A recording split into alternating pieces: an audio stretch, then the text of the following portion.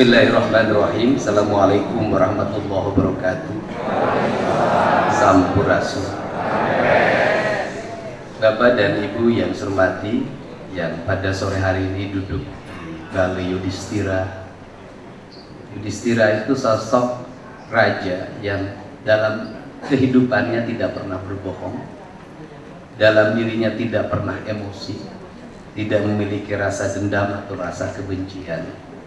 Tetapi pada akhirnya dia harus berbohong ketika perang Bratayuda. Berbohongnya satu, dia harus berbohong pada Resi Dorna yang gurunya, yang waktu itu lagi mencari anaknya. Dan Yudhistira diperintahkan oleh Batara Kresna untuk mengatakan bahwa anaknya Dorna itu meninggal yang bernama Aswatama. Pada waktu meninggal itu, kemudian Dorna sedih dan kemudian badannya, kepalanya melihat ke langit dan akhirnya lehernya ditebas, yang dalam judul wayang Dorna gugur. Kebohongannya dilakukan demi sebuah kepentingan negara, itu pun dilakukan dengan penuh rasa kesal. Sedangkan kita aparatur negara setiap hari berbohong SPJ, berbohong masuk kelas, berbohong dalam mengajar, bahkan bisa jadi pelajaran yang diajarkan setiap hari dalam pelajaran kebohongan. Proses memahami dan memaknai kebenaran dalam literatur kebudayaan sesungguhnya itu adalah proses mendekatkan kita pada makna-makna hidup dan kehidupan kita, karena dalam setiap hari ini kita dijauhkan dengan makna hidup, dijauhkan dengan kehidupan, dijauhkan dengan tanahnya, dijauhkan dengan airnya, dijauhkan dengan udaranya, dijauhkan dengan mataharinya, sehingga kita teralienasi menjadi manusia yang asing dalam lingkungan. Ini problem yang harus diselesaikan dalam lingkungan kita. Apa efek dari itu adalah kerangka berpikir yang pragmatis, barang impor terus masuk dalam pikiran ranah kita, dan seringkali kita mengatakan yang asing itu pribumi, yang pribumi itu adalah asing. Sore hari ini kita sama-sama berkontemplasi. Ada dua dugaan terhadap Ramadan hari ini. Yang pertama, Ramadan hari ini sepi. Orang mengasumsikan ekonomi lagi menurun. Tapi saya malah sebagai orang yang selalu memaknai hidup, justru saya menikmati Ramadan hari ini. Kenapa saya menikmati Ramadan hari ini? Orang tidak teriak-teriak tentang cabai, orang tidak teriak-teriak tentang gula, orang tidak teriak-teriak tentang bawang, orang tidak teriak tentang terigu, orang tidak teriak tentang minyak goreng. Karena bagi saya sesungguhnya puasa itu adalah menurunkan seluruh konsumsi material manusia dan masuk ke wilayah spiritualitas. Jadi kalau pasar sepi, kalau rumah sepi, itulah makna puasa yang sebenarnya. Tapi kalau pasar rame, selalu rame, bahkan ramenya dari pagi sampai malam, jalan rame, puasanya nggak ada. Dan saya melihat seminggu menjelang puasa, itu para kepala dinas sembunyi. Bupati sembunyi karena dikejar tim sukses, minta THR. Sekda sembunyi, semua orang depresi. Kenapa depresi? Dia memikirkan bekal THR untuk di rumahnya karena terbatas. Dia nyari duit ke sana kemari untuk memenuhi A, B, C, D. Akhirnya apa? Seperti menjadi siklus kejahatan. Satu sama lain saling memeras. Ini ngambil ke sini, ini harus ngambil ke sini, ini harus ngambil ke sini. Muter. Saya katakan, jangan-jangan esensi dari Idul Fitrinya nggak ada. Mari kita bersama-sama hari ini deh. Udah deh, Ramadan jangan diidentikan dengan kita harus setor, capek, ngumpul-ngumpul, setelah kumpul dibagikan habis, kan tidak ada maknanya. Begitu, mari kita bersama-sama maknai sebuah bencana yang dialami oleh rakyat Jabar adalah sebuah fenomena alam untuk mengikatkan kita agar melakukan taubat. Dalam bahasa saya adalah taubat ekologi. Ada Kang Eep, dulu waktu saya nyalon wakil gubernur pernah jadi konsultan saya. Kemarin ketika nyalon gubernur, saya kebetulan nggak pakai konsultan, tepuk tangan ya. Dan hadir Kang Eep bukan untuk mengkonsultani politik, karena ini akan menjadi berita sesuatu. Kang Eep bertemu Kang Deddy, jangan-jangan persiapan ke depannya pasti. Kang Eep datang ke sini untuk mengkonsultasikan pembangunan SMA Cibarusah. Yang SMA Cibarusah itu sekolah yang tidak memiliki tanah. Dan di Jawa Barat itu ada 9 SMA yang tidak punya tanah, yang satu digugat. Kenapa itu terjadi? Karena pejabat perencana kegiatan pemerintahnya tidak melihat skala prioritas, tidak berkuasa. Bagaimana tidak membaca skala prioritas? Hal yang tidak penting seperti alat peraga, papan tulis digital, itu menjadi prioritas. Dan itu dianggap warna kemodernan. Ini harus saya koreksi. Kemudian membangun sekolah tidak prioritas. Akhirnya ruang kelasnya tidak punya, papan digitalnya sampai sekarang banyak yang belum bisa dipasang di kabupaten kita. Kenapa kapan kita menjadi prioritas? Karena di situ fee-nya 30%. Ini terjadi. Nah, kalau seperti itu, apakah menggunakan kapur ketertinggalan? Tidak. Di Inggris namanya Pak Bagus Mulyadi yang sekarang jadi penasehat saya, itu profesor orang Jakarta, ngajar di Inggris, itu ngajar pakai kapur tulis. Nah, kenapa ngajar pakai kapur tulis? Ada 3 variabel. Pertama adalah guru akan mengingat apa yang akan ditulis.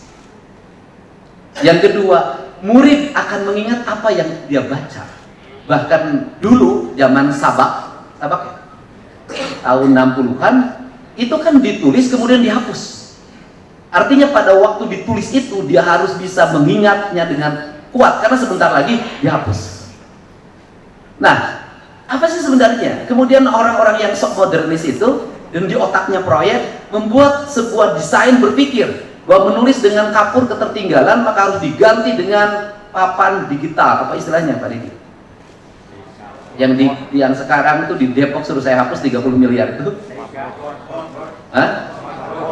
Smartboard. Itu namanya sudah ngerti nama smartboard. Nah, kemudian dari situ smartboard itu melahirkan kemalasan elektrikal, dan elektrikal itu berbahaya bagi anak-anak yang proses pertumbuhan.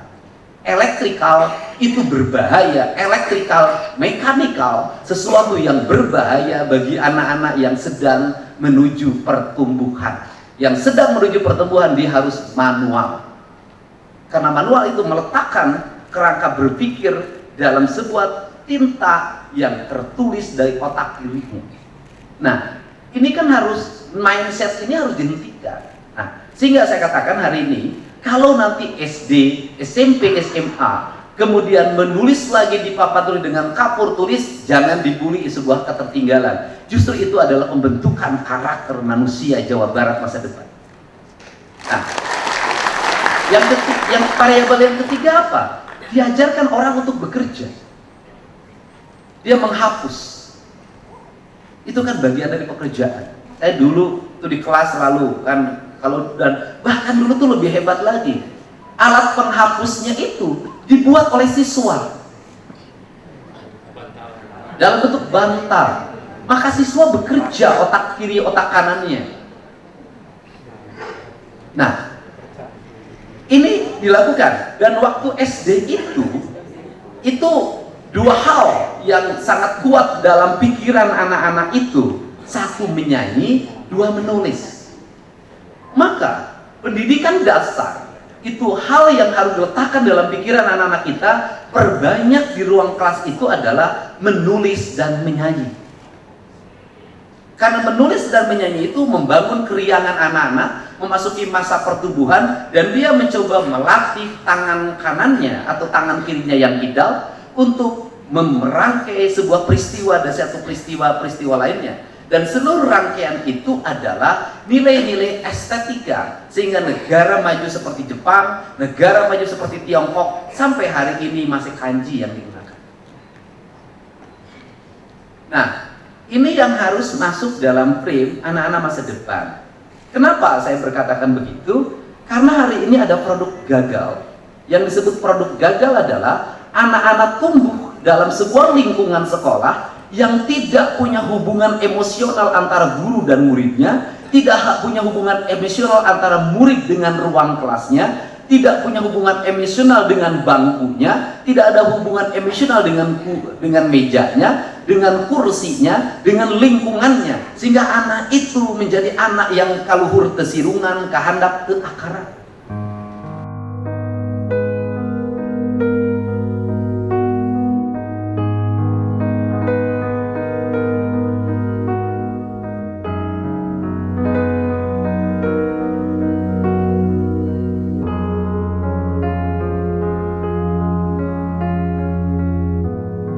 Anak yang seperti jurik kunti.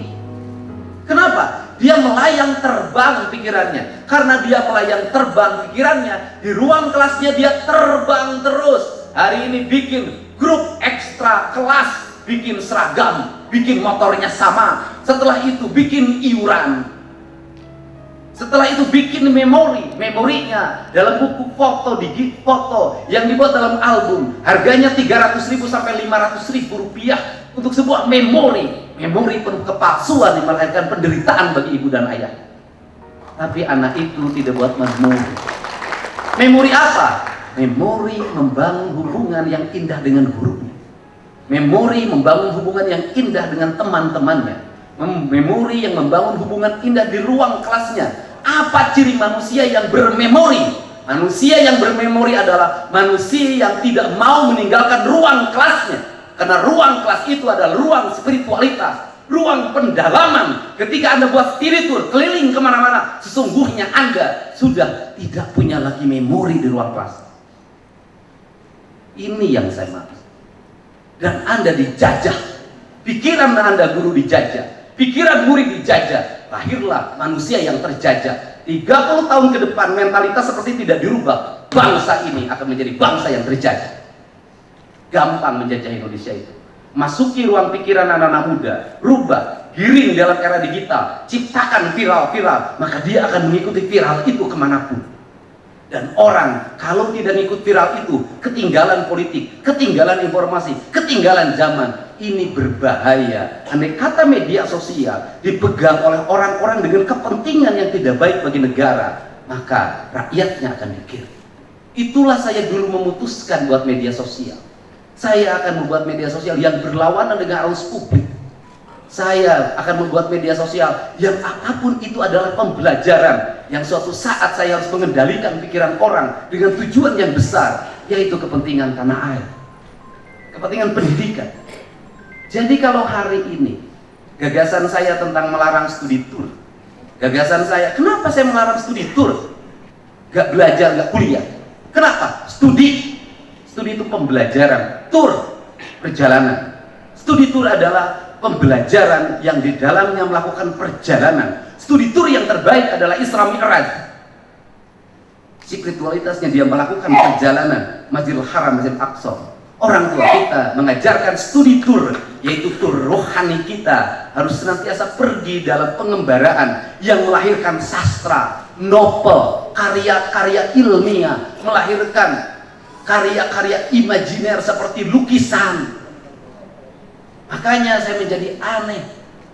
DPR didatengin oleh pengelola jasa perjalanan pariwisata. Kenapa? Hari ini pariwisata menurun karena studi tour tidak ada. Berarti angka kepariwisataan di Jawa Barat didominasi oleh anak-anak sekolah, bukan oleh wisatawan.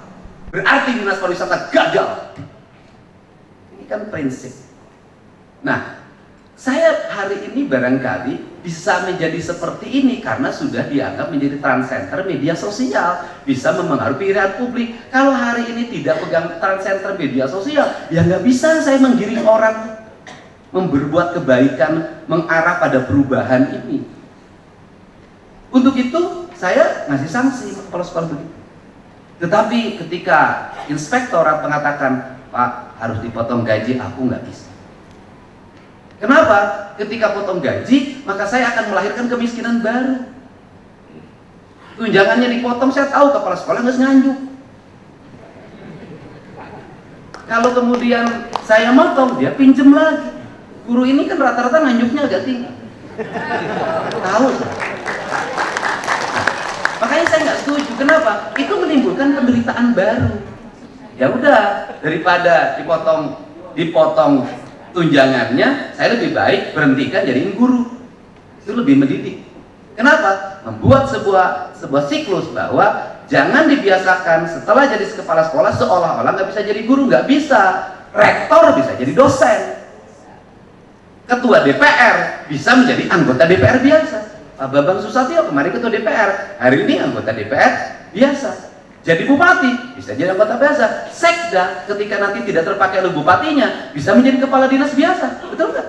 Nggak bisa juga kepala sekolah seumur hidup menjadi kepala sekolah, bisa jadi guru lagi. Kenapa? Itu yang harus dalam pikiran kita. Jabatan bukan segalanya. Saya juga pernah jadi bupati, pernah calon wakil gubernur, saya kalah, kemudian saya pernah menjadi anggota DPR, saya pernah menjadi rakyat biasa, saya juga pernah dulu dihormati oleh kepala dinas, saya juga pernah pengen ketemu kepala dinas di Purwakarta, nggak ada yang menemuin, saya juga pernah.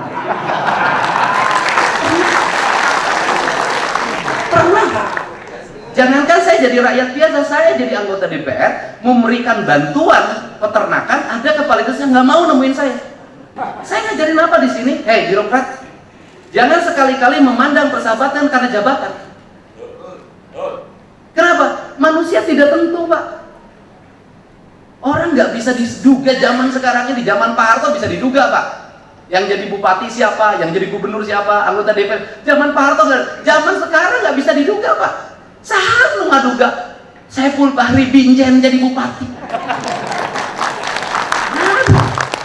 Dari tampang tidak memenuhi syarat, tinggi badan tidak memenuhi syarat, bergaul dengan saya tidak sedikit pun saya mengorientasikan dia jadi bupati, tidak.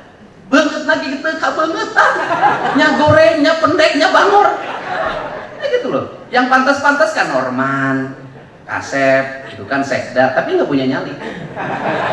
Asep Supriyatna, gagah, pinter, S2 Unpad, ya tapi itu bukan nyali.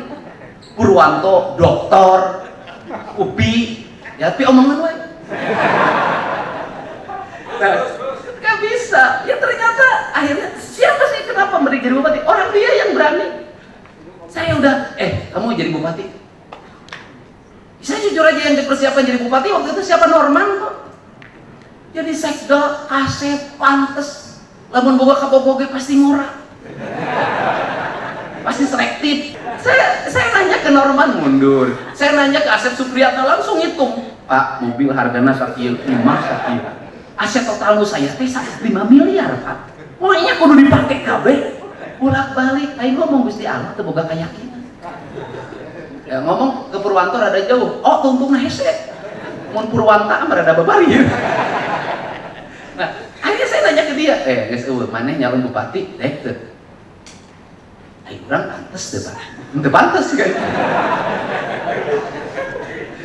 Ya sudah, tapi karena dia punya jiwa persahabatan, karena punya jiwa ketaatan, karena punya jiwa patriotik, apapun yang raja katakan saya akan mentaati. Apakah punya duit? Kenapa lah Rita ke 150 kayak bagi 2 aja murang sama sarana. Ya dia jalan terus udah mukanya pucat keliling mukanya. Biasa bangun jam 10 sekarang bangun jam 4. Buk sakieu kudu dipotong. Kudu make peci. Saya sampai merumusin bajunya aja pusing. Pasang pakai ikat, pasang di billboard. Cek Asep Supriyatna teh, asa teu pantes, Pak. Cek sia cek aing teu pantes.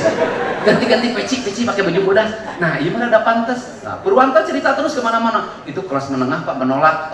Aing mah cing teh. Gitu loh. Nah, akhirnya ya karena kesetiaannya itulah dia jadi bupati. Jadi dia jadi bupati karena kesetiaan, bukan karena kemampuan. Tapi ingat, di atas kemampuan ada satu, akal budi.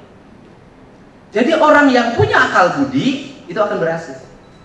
Kenapa? Karena akal budi tidak lagi berdialektika dengan logika. Akal budi dialektika dengan rasa, dengan cinta. Karena rasa dan cinta, maka hidupnya akan dituntun oleh apa? Oleh semesta. Karena hidupnya akan dituntun oleh semesta, maka dia digerakkan oleh yang maha kuasa.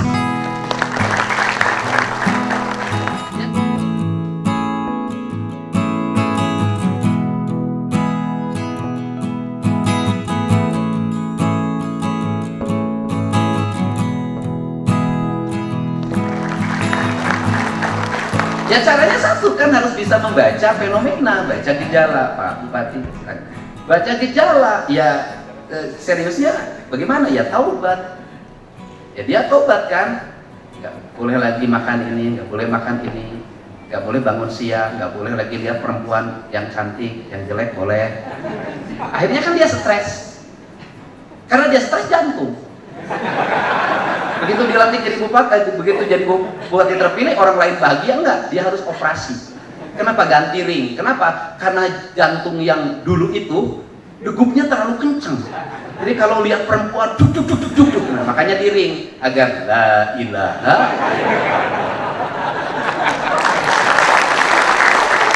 Nah, apakah akan berhasil? 100% saya akan, menurut saya berhasil. Kenapa? Karena dia mengikuti pituduh. Ya kalau dia sampai ke langit agak jauh kan minimal WA ngapoe. Ya kudu naon poe ieu. Ya kemarin dicarekan sia ulah loba ting posting ca aing teh. Si mah posting bebersih loba ai keluar di gerbang Jatiluhur pinuh ku mobil ti gubrang. Semuanya Purwakarta itu adalah kota kecelakaan.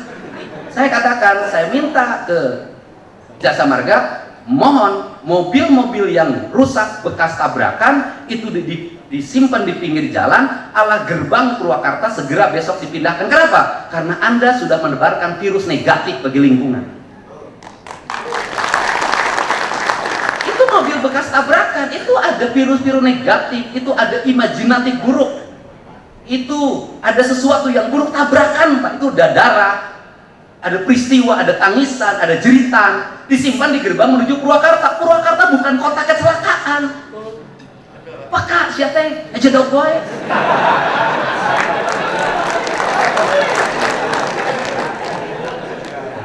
Sakieu lobana tunjangan kinerja gede.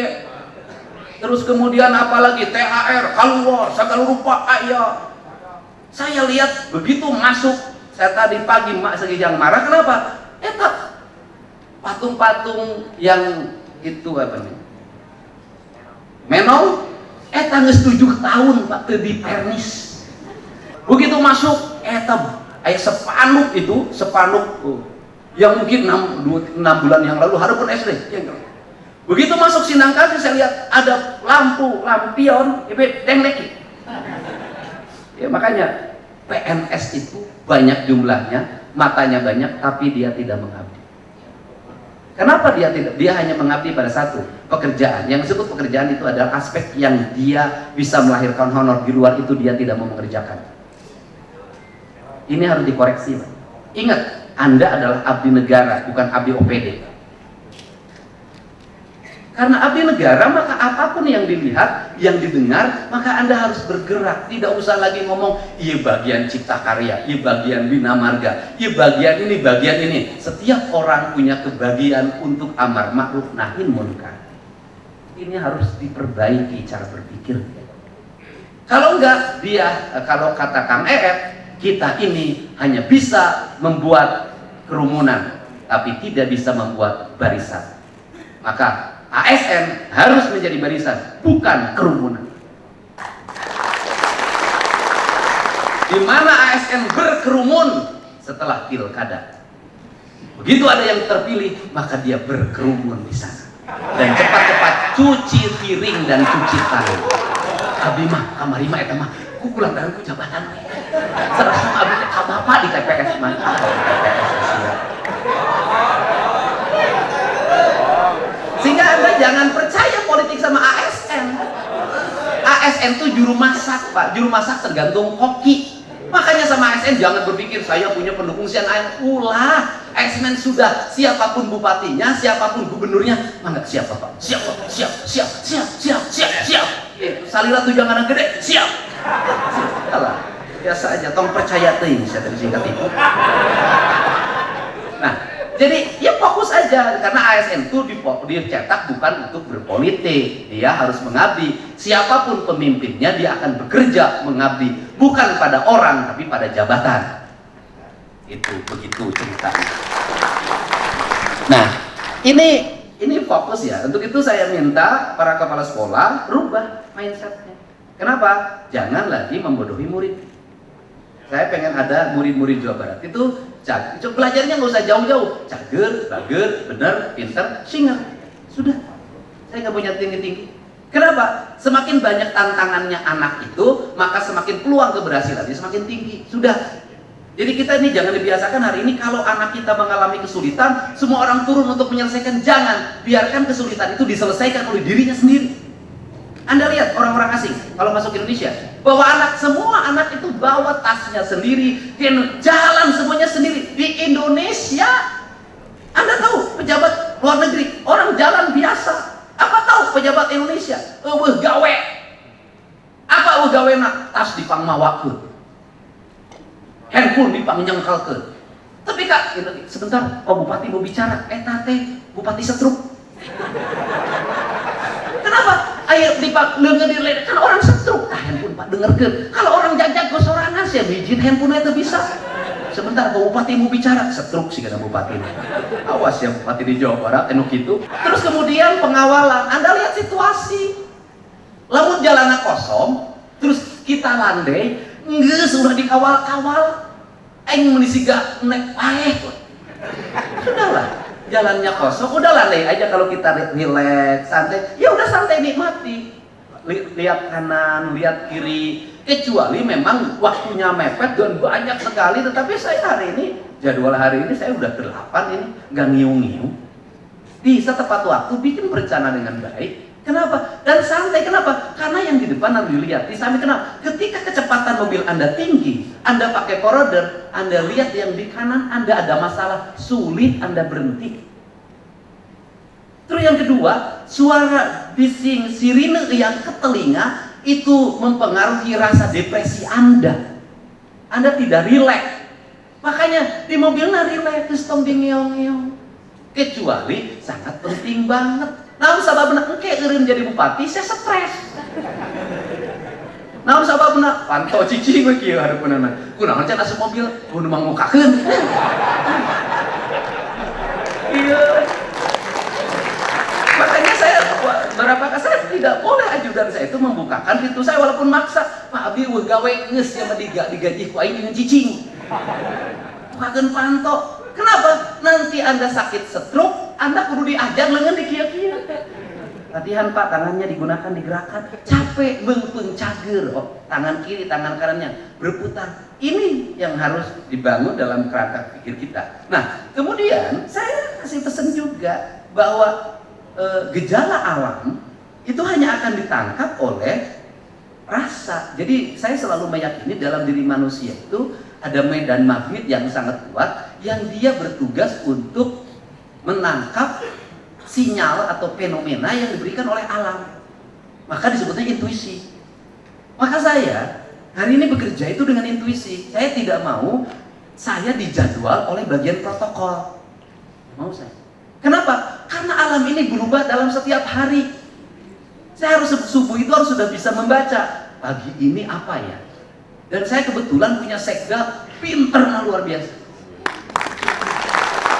Senopati Agung ketemu sama saya waktu di 12 tahun yang lalu di Sumedang ketika jadi kepala dinas.